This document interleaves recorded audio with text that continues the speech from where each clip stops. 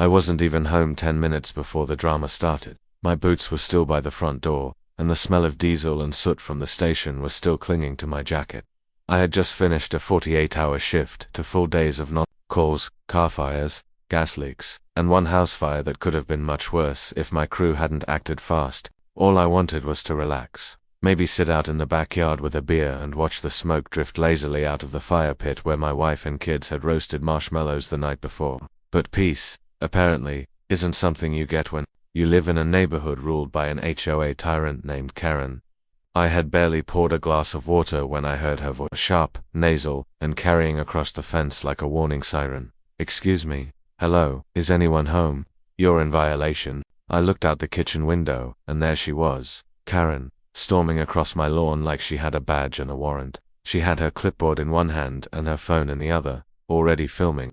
She wore her usual get-up oversized sunglasses, tennis visor, and that twisted smile that lets you know she wasn't here for neighborly conversation.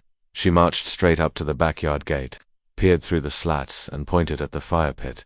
"That is an unauthorized open flame. You're violating HOA Rule 7C. I'm filing a report. That's a $500 fine, and if it continues, I'll be recommending formal action." I stepped outside slowly, still trying to shake off the fatigue from my shift. The fire in the pit wasn't even burning. It was mostly cold ash and a few lazy embers glowing like sleepy fireflies. My kids had long gone to bed last night after roasting marshmallows and laughing at shadow puppets. There was no smoke, no danger, nothing to panic over. "It's not a fire," I said calmly. "Just cooling embers. It was supervised last night. Everything's under control." Karen didn't flinch. She tilted her phone a little higher like she was broadcasting live on the HOA news network. "Doesn't matter. Embers can reignite. It's a fire hazard, and it's against the rules. Private bonfires are prohibited. Your entire setup is in violation. You'll be fined." Just then, my wife stepped out the sliding door, drying her hands on a dish towel. She gave me a look, half confusion, half not again. She knew this woman's reputation just as well as I did. Karen had once tried to fine a neighbor for having non-regulation garden gnomes. Another guy down the street got a violation for leaving his trash bins out for an extra hour. She thrived on control and probably had every line of the HOA handbook memorized, like scripture. Karen turned her camera toward my wife and said, "Name and address, please. I'll need both for the violation notice." That's when I had enough. I reached into my back pocket and pulled out my badge, holding it up so she could see it clearly. "Ma'am," I said, "I am the Fire Marshal for this county. I oversee fire safety for both residential and commercial properties. I'm literally the guy who writes and enforces the local fire code. The fire pit was built under code. I inspected it. I approved it. And everything done on this property has been done by the book, my book." For the first time, Karen paused. She lowered her phone just an inch and blinked at the badge, trying to process what I had just said. "Being a fire marshal doesn't exempt you from HOA rules," she snapped, recovering just enough to feel smug again. I nodded, still calm. "Actually, when it comes to fire safety, it does. The HOA can't enforce rules that conflict with county or state fire codes, and we have a county ordinance that permits backyard fire pits on private property as long as they're properly built, supervised, and extinguished, which this one was. In fact, I filed the original design with the department and had it reviewed for safety. You're standing next to the safest fire pit in the county." She looked down at the pit again. It wasn't even warm anymore. "Still be filing a report," she said weakly. "Feel free," I replied, folding my arms. "Just know that filing false or frivolous complaints against a government officer can itself be considered harassment, and filming my family without consent, that opens up an entirely different can of worms." My wife crossed her arms and gave Karen the kind of smile only mothers can give a sweet, cold smile that said, "You've messed with the wrong house." Karen mumbled something under her breath and stomped off, still holding the phone, though no longer filming. I watched her disappear down the sidewalk like a retreating general after a failed siege. I turned back to my wife and exhaled. "I haven't even sat down yet," she chuckled. "I told you we should have moved out to the country." I looked at the fire pit, then back at the house. "One more year, when the kids are done with school, we'll find a place where you don't get fined for breathing." I finally went back inside and sat down, put my feet up, took a long sip of water. 10 minutes later, I got a text from a neighbor across the street. ***, Karen's already talking about taking it to the board. She says you intimidated her. Asterisk, asterisk, I stared at the message, then tossed my phone onto the table and leaned back with a sigh. Let her try. Because the moment she turns this into a formal complaint, she'll be stepping into my world, and I was more than ready for it. The next morning, before I even had a chance to enjoy my first cup of coffee, I heard the mailbox clink shut. Odd, considering it was barely past 7 a.m. Curious, I walked out in my slippers and pulled out a thick envelope. It was from the HOA, addressed by hand, certified mail with a bright red urgent notice stamped on the front. My wife, standing behind me with her coffee, raised an eyebrow. I opened it slowly, already suspecting what was inside. Sure enough, it was a formal violation letter from the HOA board. In bold print, it stated, I had broken HOA Regulation 7C regarding unauthorized open flame structures, and was being fined $500. Additionally, they were demanding that I dismantle and permanently remove the hazardous structure within 72 hours, or face further legal actions, including possible liens. There was also a paragraph implying that continued violations could lead to suspension of member privileges and access to common areas, whatever that meant. The whole thing read like a letter from a petty dictatorship, and the signature at the bottom, Karen, of course. I let out a slow breath and set the letter on the kitchen counter. My wife looked at me, reading my expression before I even spoke. She actually followed through, she said. She did, I replied. And now it's my turn. I didn't change out of my uniform before heading out. I put it on intentionally.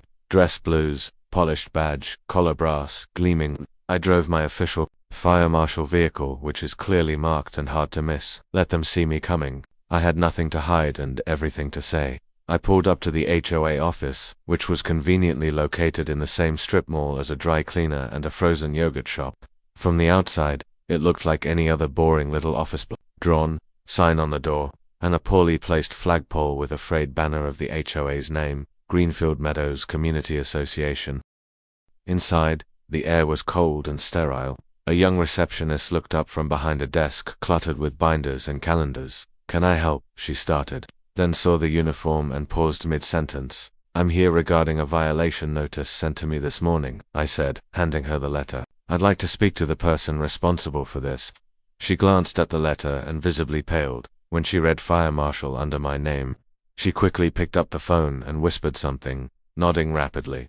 A few moments later, a man stepped out of the back office, mid-50s, balding, tie crooked, like he'd thrown it on last minute. His name tag read, Paul, HOA Administrator. Mr. Hale, he asked cautiously. That's right. He extended a hand awkwardly, clearly intimidated. Let's step into my office.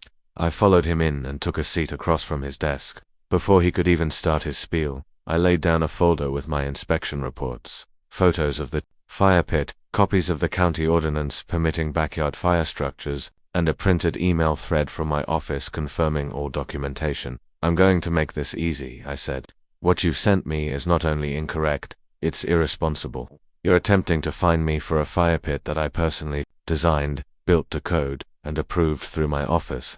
There is no violation. None. This, I tapped the letter, is a fabricated claim. Paul scanned the documents, clearly overwhelmed. Mr. Hale, I had no idea you were the fire marshal. I didn't even see this before it went out. Karen handles all enforcement matters. She said she witnessed an open flame and documented it. She did, I said, and I explained it to her. It was extinguished. The pit is safe. What's not safe is someone using HOA power to harass residents and weaponize fines for personal control. Paul scratched his head and flipped nervously through the papers. I mean, if you say it's approved by the county, it is. You're welcome to call the county office and verify every single page. But here's the bigger issue. You're now stepping into legal territory. This letter accuses me of violating fire code, when in fact, I am the one who enforces it. You're opening yourself up to complaints. And if I escalate this, I guarantee the board will be facing a governance audit before the end of the week. Paul gulped. No, we don't want that. Oh, it gets better, I continued. Your enforcement officer, Karina, has made a false report against a public safety official and filmed my wife and children without consent. That's a potential invasion of privacy complaint, and I'm very close to filing it. Just then, I heard the door behind me open. Karen. She stepped in like she owned the place, phone in hand as usual, ready to record. But when she saw me sitting there in full uniform, facing Paul, her posture shifted. She didn't raise the phone. She didn't say a word. I turned slightly in my chair. Karen, glad you could join us. She opened her mouth, maybe to make another snarky comment, but I beat her to it. Let me be clear. You filed a baseless claim about a fire hazard on my property without understanding the code, the regulations, or the law. Then you tried to enforce that claim by issuing a formal violation, which you're not legally empowered to do on matters of county safety. And now you've dragged the entire board into potential legal exposure. Paul looked horrified. I was only enforcing the rules, Karen said defensively, her voice suddenly small. No, I replied. You were enforcing your control. But your authority stops at the edge of my property and well before fire safety jurisdiction. So here's what's going to happen. This violation rescinded permanently. Any mention of it removed from HOA records, and moving forward, any complaint from you, Karen, regarding my household or anyone else's fire pit goes straight through the fire department. You do not get to play safety officer. Karen was silent. She didn't argue. She didn't film. She just stared at the floor like a scolded child. Paul nodded vigorously. Understood. We'll void the violation immediately. And I'll speak to the board about limiting direct enforcement powers to actual legal matters. Good, I said, standing. One more thing, you'll be attending the next board meeting. I think it's time some of your residents had a say in who represents them, especially when it comes to common sense. That weekend I did exactly what I planned. I invited the neighbors, most of whom had their own stories about Karen's overreach, for a bonfire in our backyard. Kids played with glow sticks, marshmallows were roasted, and the whole block came together under a sky full of stars. It was peaceful, warm, and safe. Karen never came outside. Her blinds stayed shut the entire night, and from that point on, not a single resident in Greenfield Meadows ever got another fire complaint.